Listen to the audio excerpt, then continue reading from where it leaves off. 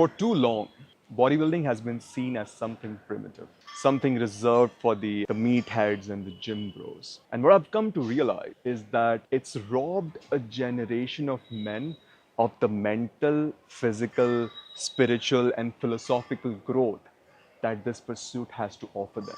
Bodybuilding done correctly is a profoundly intellectual discipline, a philosophical endeavor rooted in logic, objectivity, and identity. Have never been shown the scientific foundation beneath it. They are fit contradiction, chaos, and clickbait because that's what sells. Worse, you know what's worse? This chaos often comes disguised in the form of science. Today's fitness influencers, and I don't like to call out names, but I feel like it's a very important problem to address. Some fitness influencers will throw PubMed links like fucking confetti. You'll hear terms like evidence-based, meta-analysis, science-backed. I don't really mind the meta-analysis, but science-backed from guys like Jeff Nippard and so-called science-based lifter, and people like Mike Israetel, who like wears the label of exercise scientist like an arm. Don't let their credentials, confidence, or YouTube thumbnails override your own rational thought.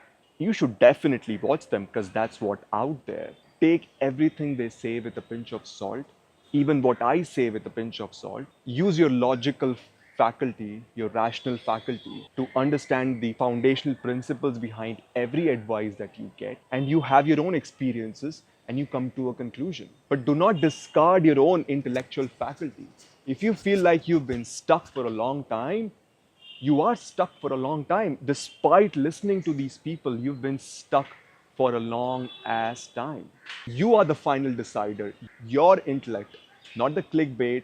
You are the ultimate guide. Question everything, start from scratch, strip away tradition, trends, and your ego, and ask, what is actually true? I trained for years in the high volume mindset, 5 to 6 days a week, endless sets, protein in the anabolic window.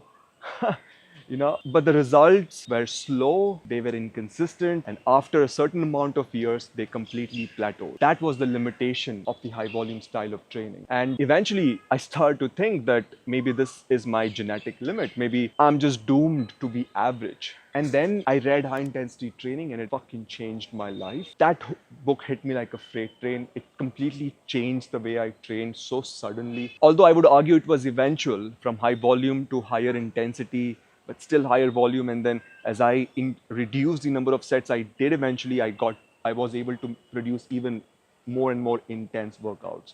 So higher and higher intensity at the cost of lower and lower volume, which is a cost I would gladly pay. I'm not spending 10 hours in the gym in a week. I don't have to.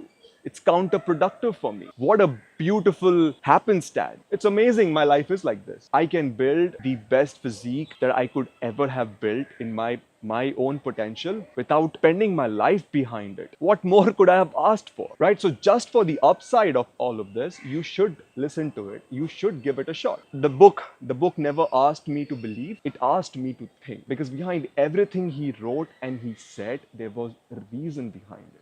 He asked me to think, and I did think, and it made sense, and I applied it into my life, and it has changed the way I train. It has changed my perceived outlook towards how quickly I can reach my goal. In the last 8 months, training in high intensity style once every 4 to 7 days, with failure as the bedrock and tracking as the compass, I put on more muscle than I ever have put on in any time frame of my entire weightlifting life. That's where my conviction comes from. Not theory, not bias, experience grounded in reason. Once you see it, once you understand it, you cannot unsee it. In this series, I want to lay out the 7 principles of high intensity training, not as tips or hacks, but as logical laws, a foundation that positions HIT, high intensity training, as one true science of bodybuilding. And we begin, like as all sciences must, with the first and most fundamental principle, which is the principle of identity. Let me ask you a question. Tell me, why can't a rock fly? Why can't a fish do calculus? Why can't you train your bicep as you jog on a treadmill? Because everything in existence has a nature, a specific identity. A rock is not a bird, a fish is not a mathematician. This is the most foundational concept of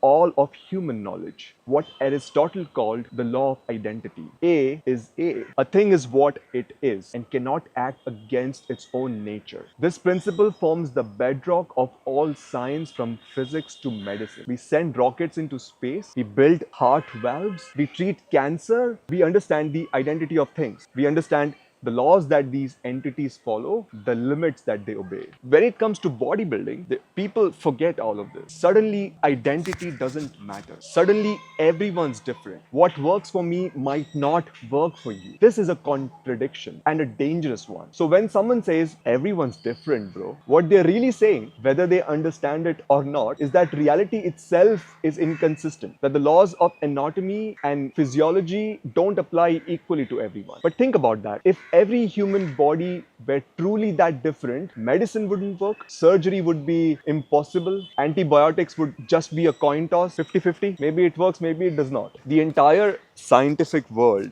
is built on the recognition that while humans may vary in some detail, height, genetics, your melatonin concentration, your skin color, we are fundamentally the same. And all the differences can be accounted for in certain deviation, acceptable standard deviation in a normal distribution. We are fundamentally the same species with the same muscular structure governed by the same biological laws. If this is true, why do you think so many bodybuilders or promoters or fitness influencers keep saying otherwise? Because when you deny universal principles, you can sell anything. You can sell a 6-day split, a 4-day split, a 5-day split, 20 sets workout. You can sell as ridiculous as not ridiculous in that entire spectrum of things that you can sell when there are no universal foundations, no universal principles. Confusion tactics, supplements, gear, hope, etc. You can look someone in the eye and say, well, it fucking works for him, but bro, I'm not sure if it will work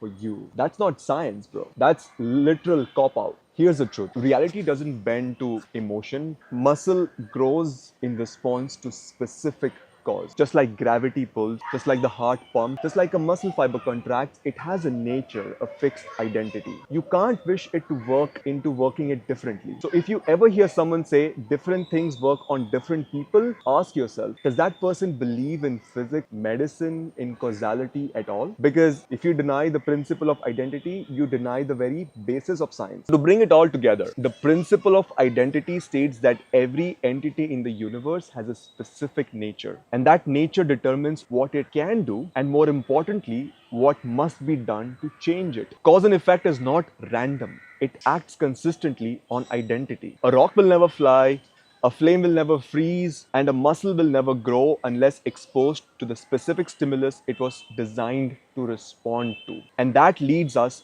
to a very profound conclusion. If a muscle has a fixed nature, then there must be a single objective theory, a one true method for stimulating it to grow. Not dozens, not 100, not different for you, not different for me, not different amongst anyone. It must be foundational. It must be one theory. You cannot have multiple theories that contradict each other. That's your logical faculties telling you that there is inconsistency in the way you understand things. So there cannot be multiple theories of bodybuilding. There can only be one.